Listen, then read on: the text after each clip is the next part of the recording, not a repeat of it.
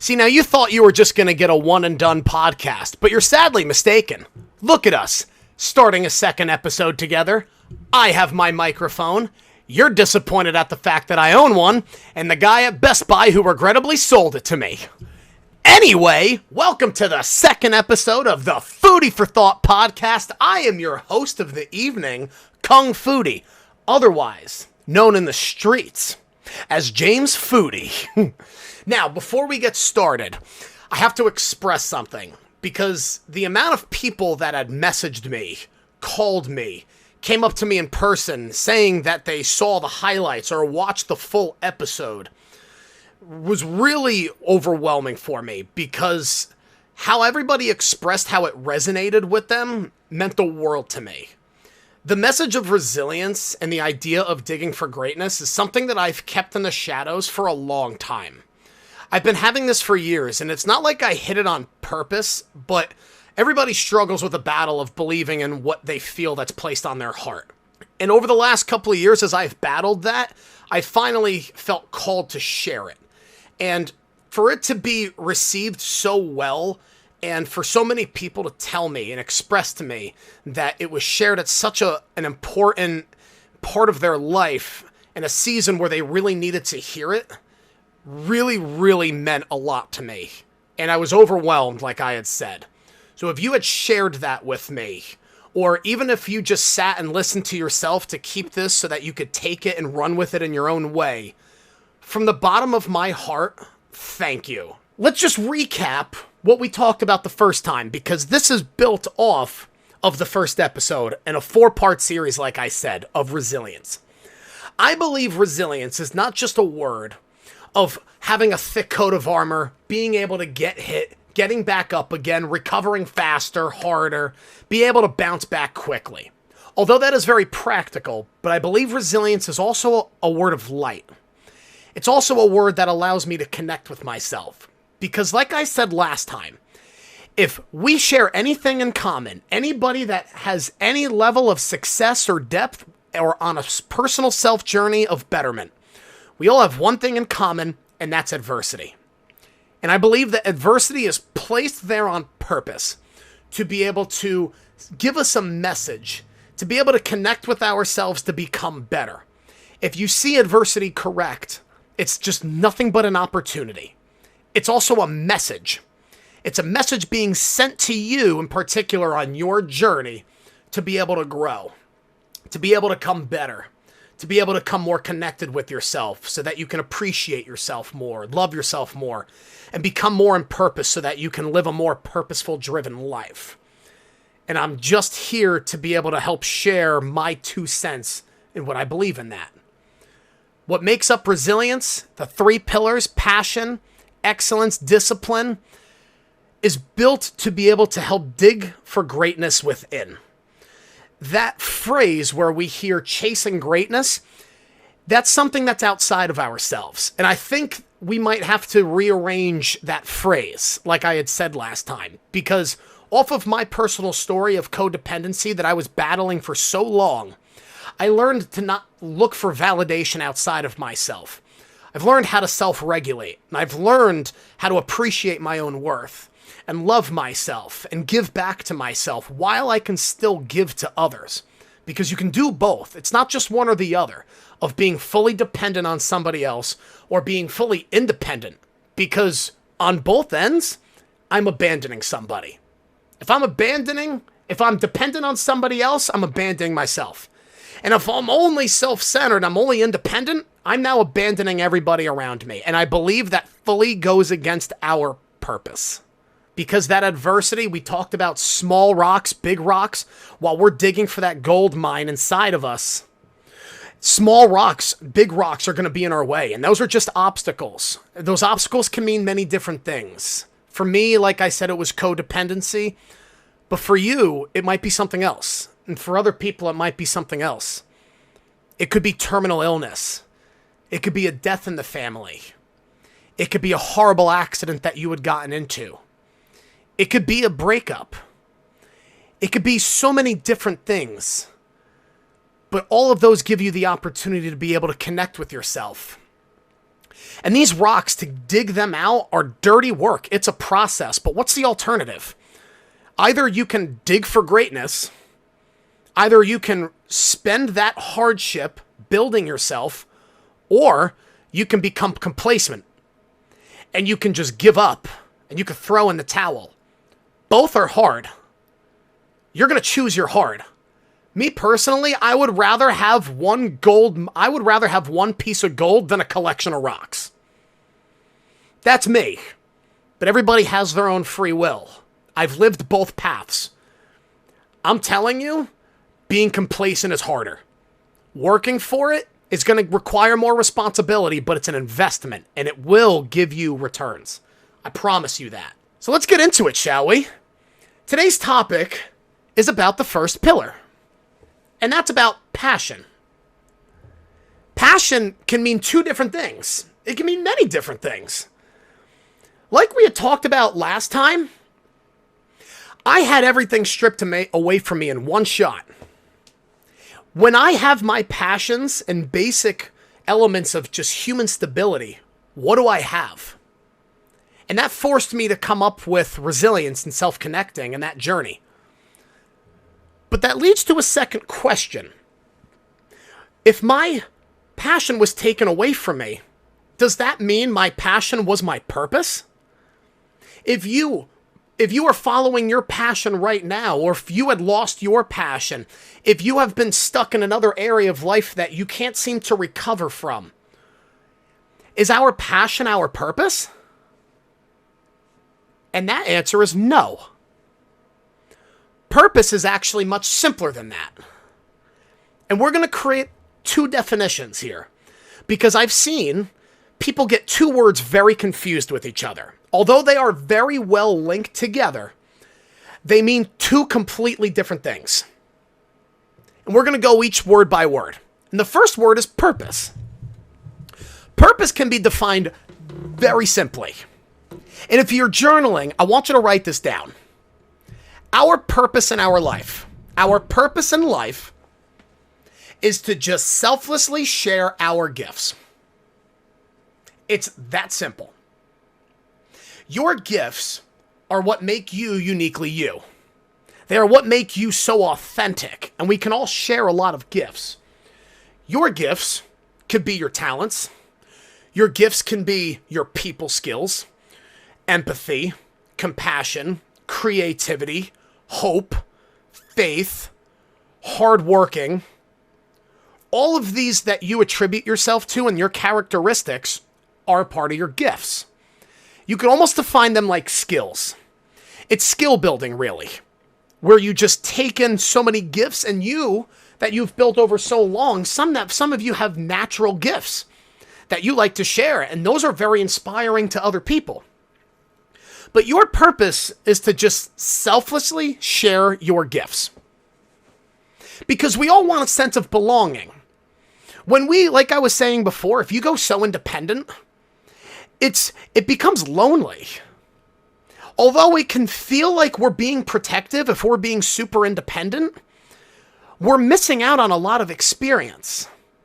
We're missing out on the vulnerability of chance to be able to share that with people. And although there can be some really crappy people out there that can really do us dirty, that doesn't mean everybody else is like that. And that doesn't mean that you also can't share your gifts, because that's a part of your purpose. And a part of purpose that we're going to talk about later is that it's not always going to be happy times when you're living in purpose. As long as you're living in purpose and feeling connected with your gifts of what you have to share with the world, you are living a purpose-driven life. I would rather live in purpose than trying to live for an emotion that I know is not stable enough, that I know is only going to be coming in waves. And that's just a byproduct. Happiness is just a byproduct of living inside purpose. Now, the word purpose can also be misinterpreted from another word, one that we get confused with very often. And that's your calling. I want to very clearly define something. And I'm looking next to my notes right here, and I'm telling you, again, just early on, I encourage you to take notes as we're going along here. Whether mental notes or write them down. You do the choice. Your calling is what you become. And your purpose is your doing. Your calling is what you are. Your purpose is what you do. We can almost make this like a graph split down the middle. Your calling equals being. Being. Purpose equals doing. I have a friend who actually started me in the fitness industry and has been the start of my 6-year career drive in fitness. His name is Lionel. And there was one day we were talking as I was graduating from my student teaching to become a phys ed and health teacher. And I was working a weekend shift at the gym that I was working at, and he was working his weekend shift.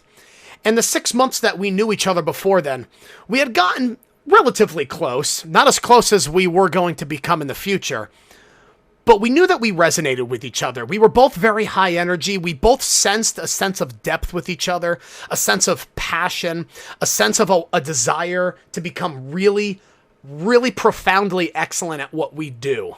We saw eye to eye, and we still see that way. He's still an incredibly good friend of mine. We were out to eat one day, and we were at a bar, and he was just saying hey to everybody. It was in his neck of the woods, so he was saying hey to everybody. Everybody was coming up to him and just saying hey, and while I was listening in on some conversations, and I was getting to know some people he knew and other people, listening to some music, we were having a couple of drinks, and this one girl comes over because she recognized Lionel was just being seen by everybody, and he was getting approached by everybody. And as they were talking back and forth, this girl asks him, "So what do you do?" And Lionel said the most profound thing I think I have ever heard in a while. He said, "I help people." He did not give the standard answer of, "Oh, I'm a personal trainer." He said, "I help people. I help people become better versions of themselves, stronger versions of themselves. And I help people to love themselves," in whatever way that Lionel said it. I learned that was his personal mission statement. And when I listened to that, I drove home that night thinking about that entire time. And yes, he explained to her that he was a personal trainer and that he was a fitness director at another gym because he had moved from the gym that we had originally worked together to go work another one. I thought what he said was so profound because he answered the question exactly like how she wanted it. What does he do? Not what he is, his being. What does he do? Because here's the thing. You can take what you do anywhere with you. What you become is just a part of the journey where you are called to be. Where you are called to is going to be directly related with your purpose. It is going to lead you to purpose. Because it is going to lead you to being able to express your gifts in whatever capacity that place allows you to. When I left the martial arts back in 2014, in that time of my life that I had a really harsh identity crisis, it was really hard for me to bounce back because I put all of my identity in what I had become and completely taken it away from what I do. What I learned from the martial arts is that I have a lot of skills. Aside from the physical skills, I also have other skills. I learned how much I love teaching. And judging by the results of the classrooms, the tournaments that I coached at, and the people that I was able to talk with and gather my networking, I had a pretty good skill for teaching and coaching. I also learned a lot about leadership skills. I learned about people skills. I learned about empathy. I learned about how to build communities. I learned about how to communicate. And that was one of the most profound things that I had learned. Because if you're on a journey like myself, and this can apply to anybody at any point in their life. If you want to win somebody over, you need to really work on your communication and how to talk to people. Whether you're a teacher at school, Whether you're in sales, if you're in sales, you know exactly what I'm talking about. Whether you're a secretary talking to your boss, trying to gather information to be able to relate to many forms of people, no matter where you are, these gifts and skills that you develop and enhance are going to be really important for you. Those skills are a part of your purpose because you could bring that purpose anywhere with you. I had left the martial arts thinking that my identity was so inside of what I had become, I had lost sight of what I do. And I started to live a lesser life where I didn't see myself so worthy to be able to step up and grow in my goals. So I settled just to become a regular person, working a regular job, going home, sitting there, really not having new goals, because what I had left was my only goal of what I had become. And it's funny because some of us I know feel so stuck in life. If you feel stuck in life, what I've learned is it might not be exactly I feel stuck because I lack purpose. It's I don't know where I'm being called to next. And those are two completely different things. You might know what your gifts are, and you might not. Which, by the way, that's going to be a future podcast. How can you find your gifts? And that's going to be a great podcast. But some of us feel so stuck in what we were called to be, we lost the sense of what we do. You know what I'm saying? Am I preaching? Am I? Somebody gotta tell me. Always identify in what you do, because then you will be called to many things in your life that will require you to be many things. I'm going to say that again. You will be called to many things in life. Your passions are just a part of your calling, which leads you to purpose, like I had said. And it's funny because no matter what we are or what we practice, whether it's martial arts, cooking, business, engineering, crafts, mechanics, whatever it is, it all points to the exact same thing. For you to be able to utilize your gifts. Able to express your gifts. And if you can express your gifts, you are now walking in purpose. Because you are selfishly sharing your gifts with others. And when I had left the martial arts, I was forced to find purpose again. Like I had said, I was losing the sense of where I was being called to next. I had joined that first gym a couple of months later. I was working 6 different departments because if anything, I knew I could just work hard. And it took me a while to reconnect with my purpose because I got so stuck with where I was. And over the years of me being in that gym and going into other places, other gyms, and that weren't as bad, I was losing my sense of purpose and what I actually brought with me. And what was the funniest part was once I changed the way that I viewed myself, realizing that I have everything inside of me, things just shifted.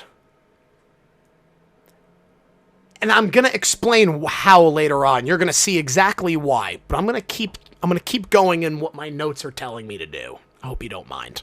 It's important that we don't strictly just focus on what we've become, what job that we are in, what role that I play in life, whether at your job or within your family or your friends or a certain hobby that you've attached your identity to, that we don't just get stuck there.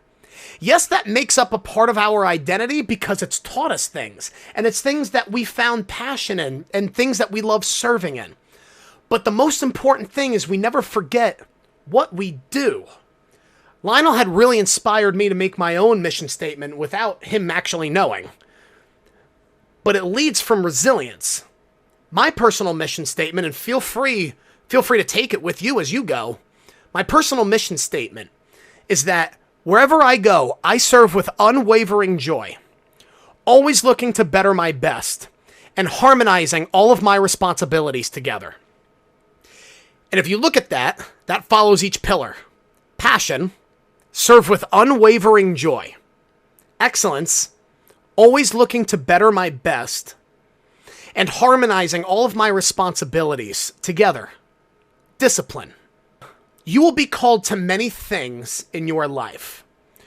You won't just be called to one thing. Ever hear that quote? This is the one thing that bothers me so badly, and I don't know why people don't say the full quote. It might just be from misinterpretation or miseducation or just, I don't know. I don't know, but it bothers the hell out of me. You ever hear the full quote? The jack of all trades is a master of none. Do you know what the rest of that sentence is? The full quote is, a jack of all trades is a master of none, but typically better than a master of one. You are going to have many callings in your life. Your passions are just a part of your calling. Martial arts called me, but you know what else called me? I was called to also be a son. In the future, I pray that I am called to be a parent. You might be called to be a musician, a mechanic. I was a martial artist. You might call to be a business owner. You might call to be a secretary, a teacher, a friend, a spouse. You are going to be called to many things, and each role is going to require certain things from you. You are going to have many things, so why only have one passion?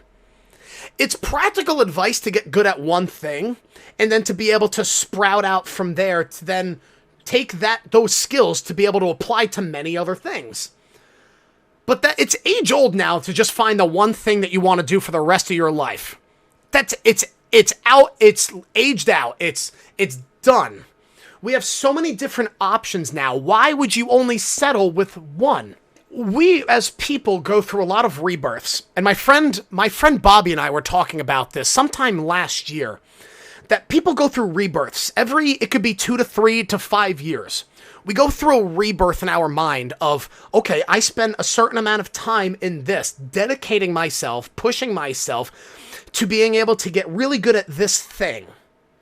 And every 2 to 3 years, that might change, or it just might elevate.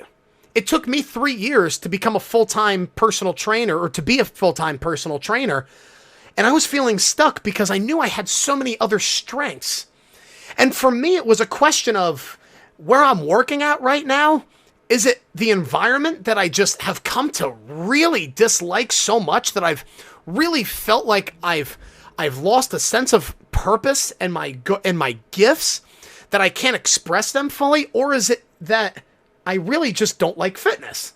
And for me, what it was that it was just the environment. And I think a lot of us can relate with that, because I can't remember the exact statistic, but the majority of people who quit their job don't quit because of the job itself. They quit because of the management.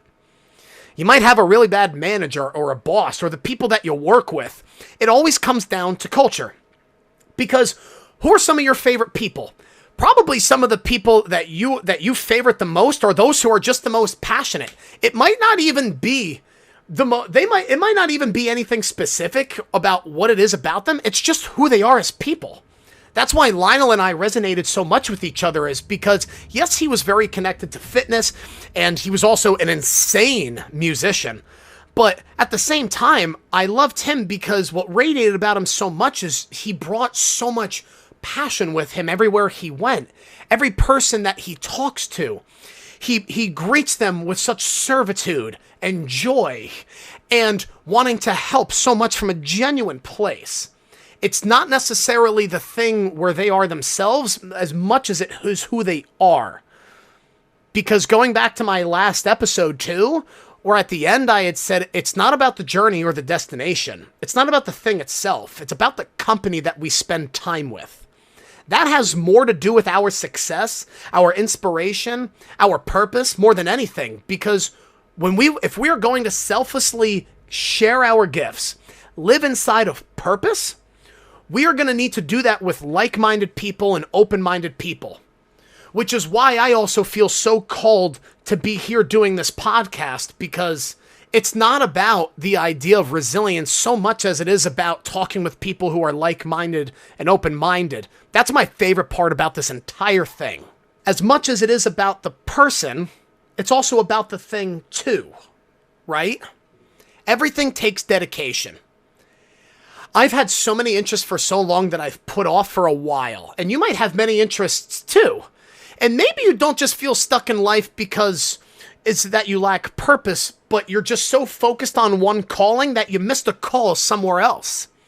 You might be called somewhere else that's asking for your attention, that's asking for your time. And there are times, yes, that we need to put our head down and focus. That is a giant part of what passion looks like. Passion, often than not, looks like focus, not always like we're on fire. Because you ever hear that expression where if you love what you do, you'll never work a day in your life?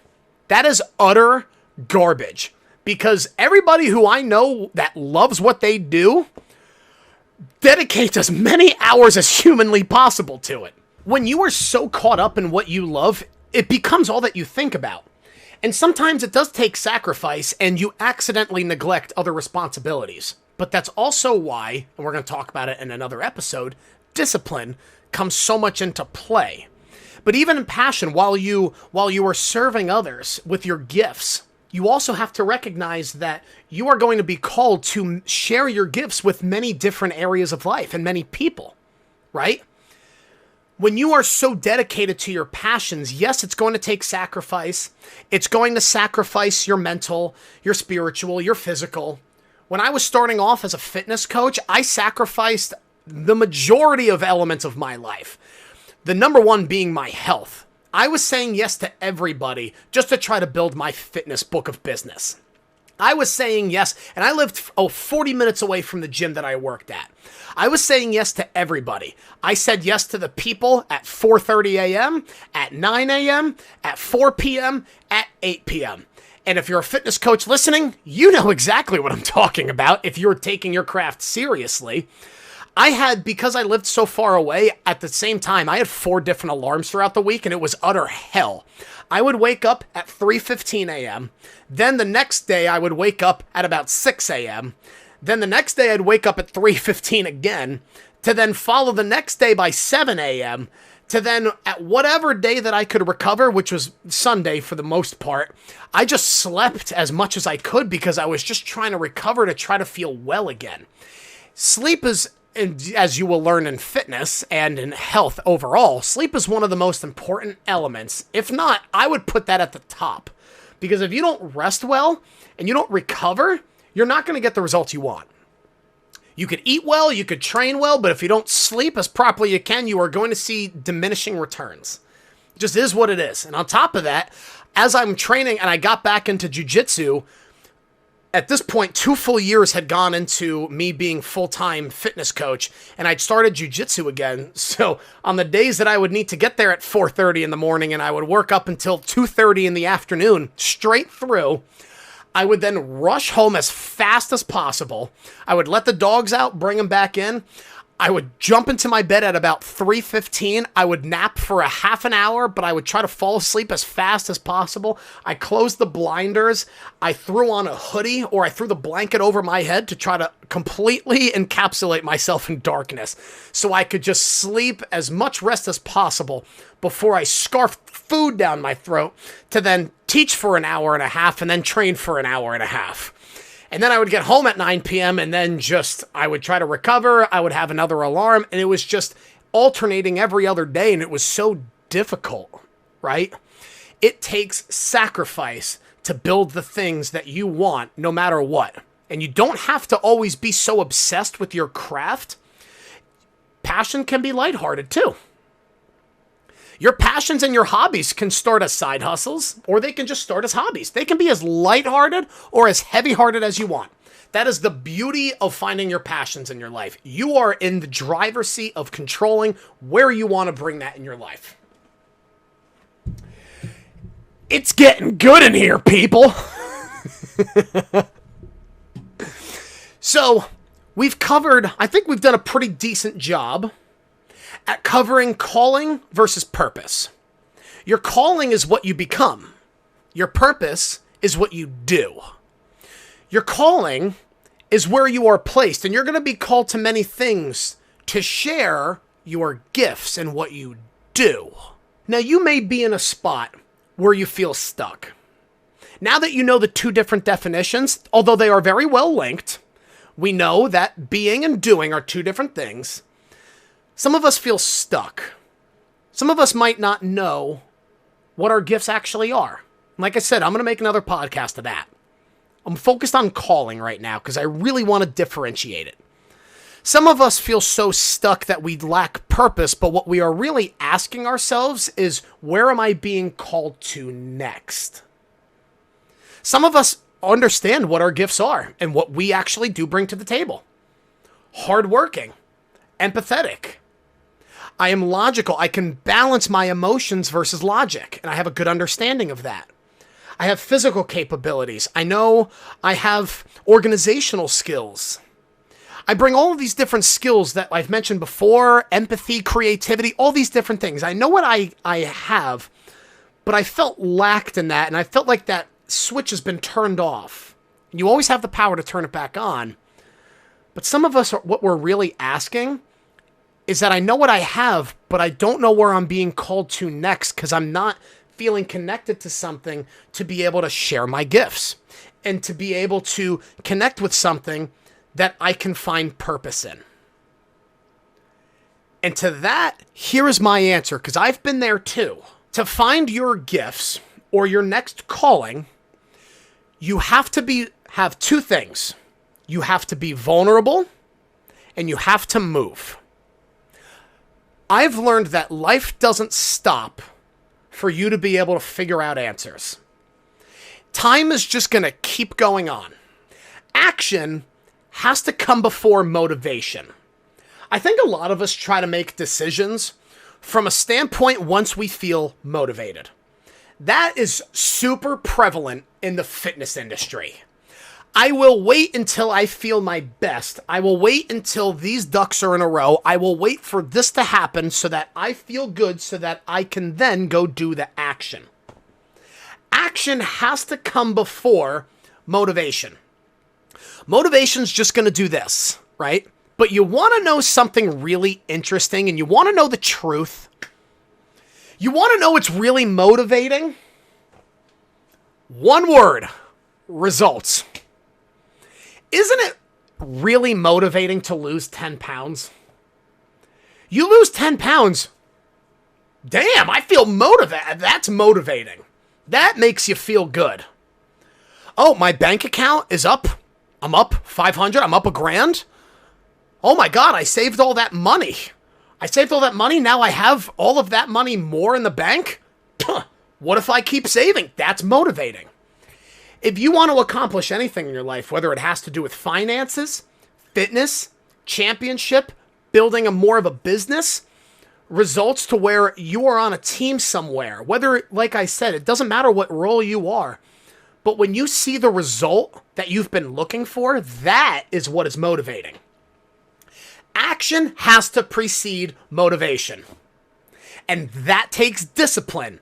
That takes more vision than it does just simple looking at the surface of, let me just do the job. Let me just train these people. Let me just coach these people. No, in order to be able to help people and see these people get what they want and get what they desire, get what they're worthy of, get what they want to accomplish, I have to be able to take ownership and responsibility to make sure the right actions are done first before we feel good.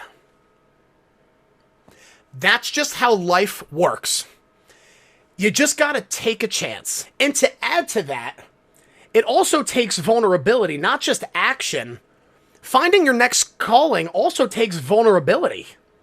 Because it's not that you have to be vulnerable, like I had said, to emotions and just, oh, I really feel like this. That's not what I'm talking about, vulnerability. You have to be vulnerability to disappointment. You also have to be vulnerable to succeeding. And I would argue that succeeding is harder to be vulnerable to. Because if you fail without anything happening in succession, it's like, oh, okay, I expected that. That's really easy to downplay and just talk yourself down like, oh, well, I'm already in the beginning. What's the point of keep going on? A lot of us can have that. Or it's just, oh, what if I keep having this failure over and over again, right? What happens if it goes right? People think that the higher you climb, the harder it is to fall. But if you stick to your roots, and if you stick to those principles, and if you keep going forward, it's not that it's going to be harder to fall, but you can keep growing from there. Who you are down here, you're going to be an elevated version of up here. Oh my God. I am preaching. Do you hear that? What you are down here, you are just going to be an elevated version of up here. So if you root yourself in action, if you root yourself not just in motivation, but you root yourself in your gifts of wherever you are, whatever you are doing, wherever you go, you are going to utilize your gifts. How could you possibly fail fully if what you do is what you carry with you? And who you become if you fall down, like I did when I had lost my identity. If I had rooted myself in what I do, and of course I was underdeveloped at the time mentally, I was too young to realize that. But now, if God calls me to do something else, I won't lose my identity in being a fitness coach, being a martial artist. I will be rooted in what I do, serving with unwavering joy. It doesn't move. I'm always looking to better my best, and I am harmonizing all of my responsibilities so that I do my best to not lack anywhere. That takes vulnerability. You have to be vulnerable to disappointment and succeeding. In succession, whatever you want to call it, success, God. But you also have to be vulnerable to input from others. It takes an army to make something, and it takes an army to make someone. There is no such thing as a self-made man, a self-made woman, a self-made person. There is no such thing. It takes a team to get there. It takes a team. If you are going to become, in the martial arts world, if you are going to become a successful fighter, you are doing the hardest sport on earth. You are doing the hardest thing, which is the most, like, what you are doing is you are doing the hardest thing, yeah.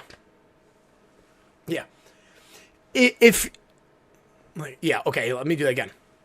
And you also have to be vulnerable to input from others. If you are a martial artist, and if you've done anything hard in your life that you've had to accomplish something, it can be anything, not just martial arts. There is no such thing as a self-grown person, a self-made man, a self-made woman. There's no such thing. It takes a team. A UFC champion is not just built because he worked hard. He had the right head coach. He had the right striking coach. He had the right wrestling coach, the right grappling coach. He had the right nutritionist. He had the right massage therapist. He had the right strength and conditioning coach. He had the right people in his ears listening to the positivity, the mindset. He had the right mindset coach. He had the right mindset and people around him, the environment to be able to push forward and get to where he wants to be. And that takes vulnerability because I have to put trust in other people, and that's just taking a chance. I could be disappointed in them, or I could not, and I can learn something from them, and I can gain something from them, and I can also connect with them and be in purpose with, because we can selflessly share our gifts with each other, our talents with each other, and our ability to be able to share this calling together. We can become something together. Is this making sense?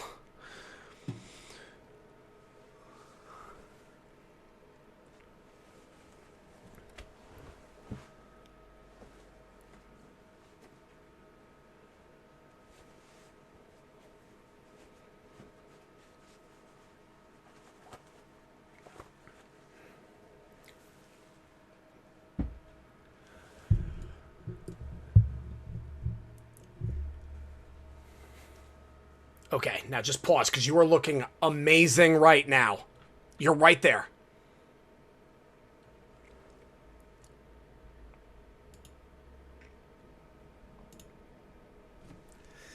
Now let's say you are vulnerable, right?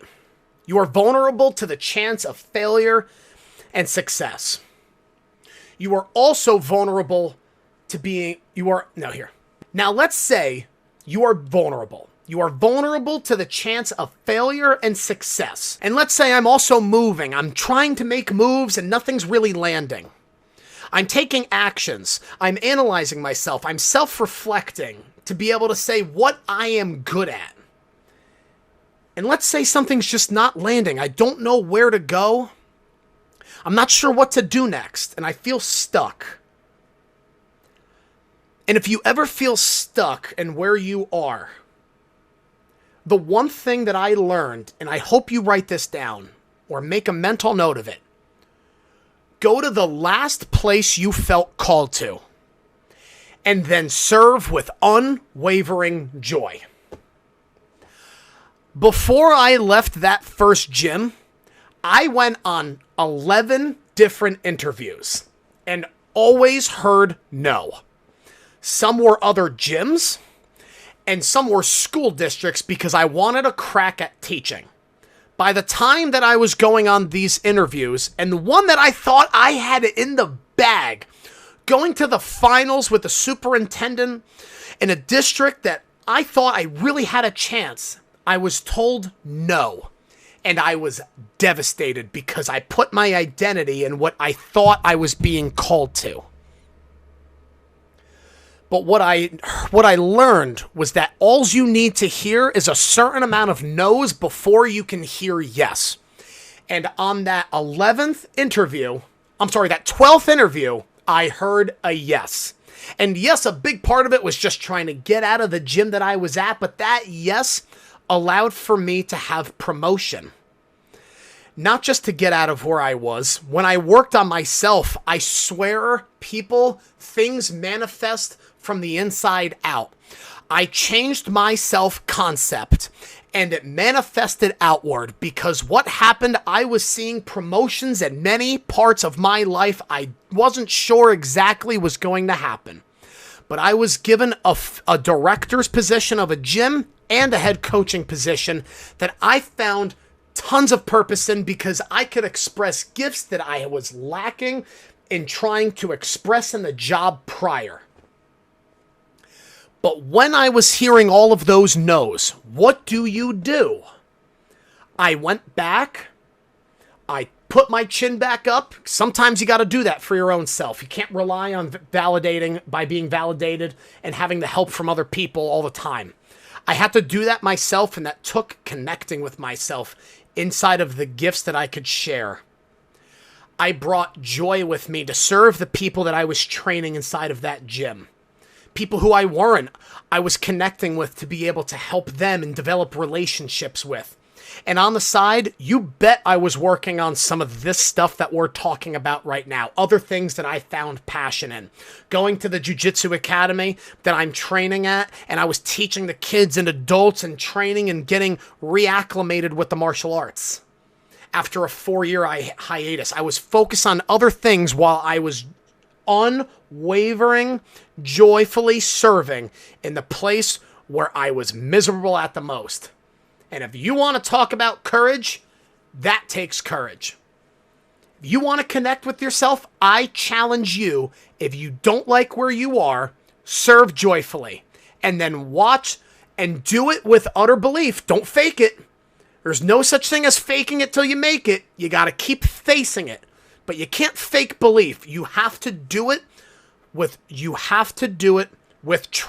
You have to do it with purpose. You have to do it with the idea of connecting more with your gifts while you are still being called here.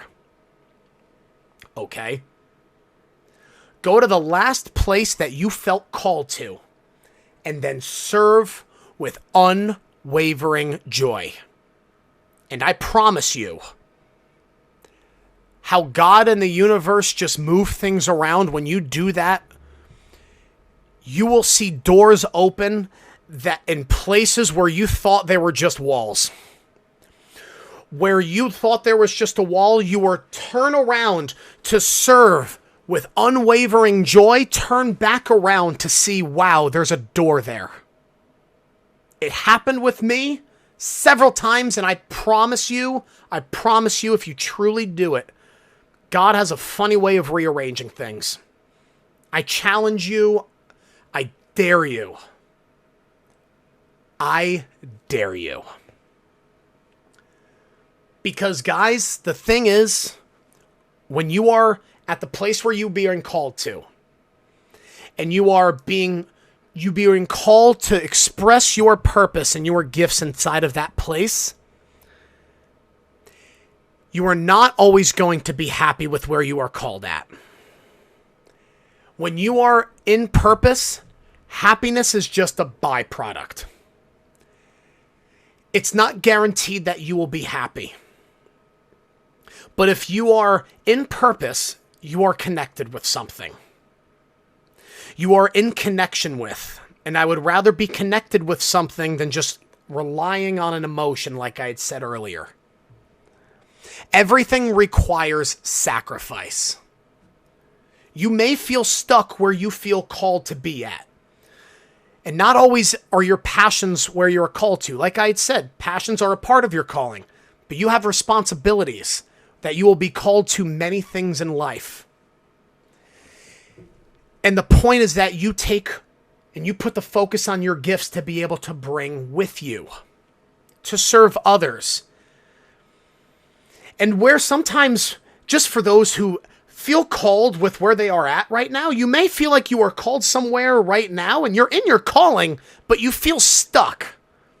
Something's not there. You might just have to reevaluate or further enhance your gifts to expand your purpose so that you will feel more connected with where you are called to. And just a quick piece of advice.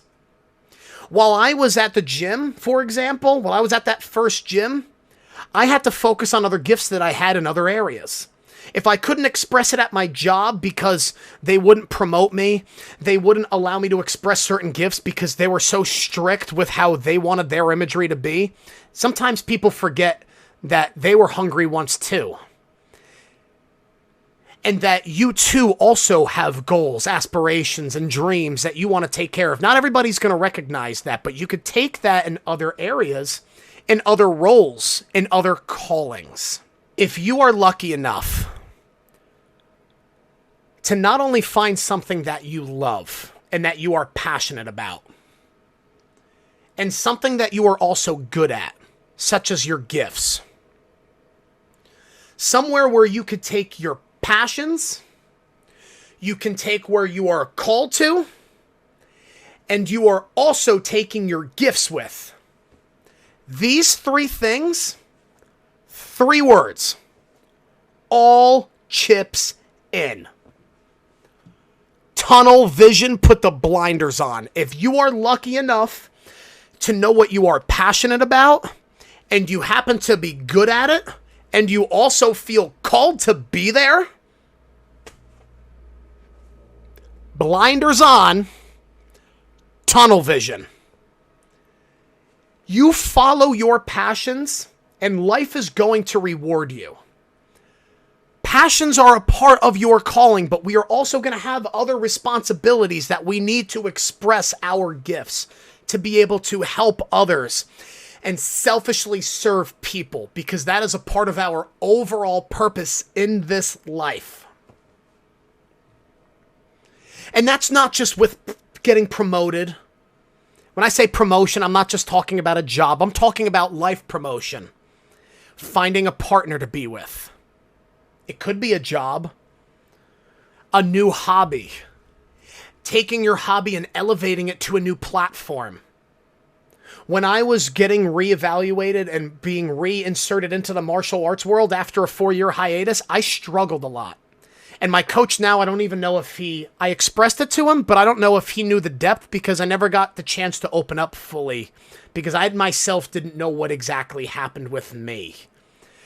I didn't know if that academy, I knew him beforehand, but I didn't know if it was going to be safe enough because I didn't want it to just be a replication of that time in my life. And it's kind of like you come back from a bad relationship. You go from a very narcissistic relationship to then going into a healthy one. Or a really unhealthy job environment to finally a healthy one. You kind of go in with your hands up. You're like, okay, come at me, red flags, I dare you. And you're painting green flags red when they were supposed to just be seen as green in the first place. And for me, I knew he was full of green flags. But it was still hard for me to come from something that I once identified by trying to figure out how this fit in my life again. And can I tell you something? What helped me a lot was not just getting back into training, because when I was so heavily involved years ago, I trained a lot, I taught a lot, I competed a lot, I coached a lot, I did a lot of demonstrations, I was marketing, I was going out looking for sales and recruiting new students and all these different things. But recently I've started physical therapy. And my amazing physical therapist, Dr. Nick, and I, which he's going to be a guest on the podcast, what we talked about is my goals now. I'm fixing some injuries that have inhibited me so that I can explore other options that I haven't in the past. And I'm not going to express them right now because you will see them in the future. I have to reevaluate my goals. What else in the martial arts world could I express my gifts in? Because I still love it. But am I going to go just back to the same thing? Seeing things in a new light can open me up to different callings. I have to be vulnerable to other options. And maybe some of us just feel so disconnected because not that we've just lacked purpose in our gifts, but maybe some of us just we've had the blinders on so that we don't hear the next callings. We've just painted all the walls around us and just locked the doors instead of just opening up doors to be able to see how else we can share our gifts selflessly. Giving vulnerability to chance to be able to try again. We've tried so many things and I've blocked off so many opportunities because I've been feared of being hurt. And after going through therapy and after going through a lot of self-reflection and listening to a lot of people, if you've ever heard of the name Renee Brown, she's the doctor and the #1 person on vulnerability. I believe explains it the best. When our tolerance for vulnerability has been diminished, joy is foreboding. It's not just about the result. It's not just about the achievements. It's about sharing the experience together.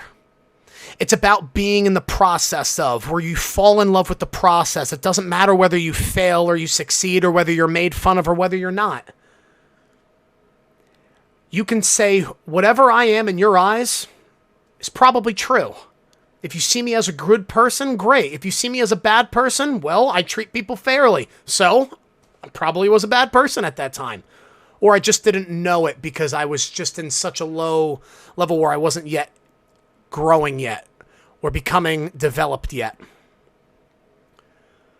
But I encourage you, if you are in any struggle of finding your passion, reigniting your passion, trying to find something to connect with again, and you take these ideas that we talked about today, where you give vulnerability, and you move, and you can sit and you can plan, not to overplan, but evaluate where your interests are and what excites you the most, and you go in that direction.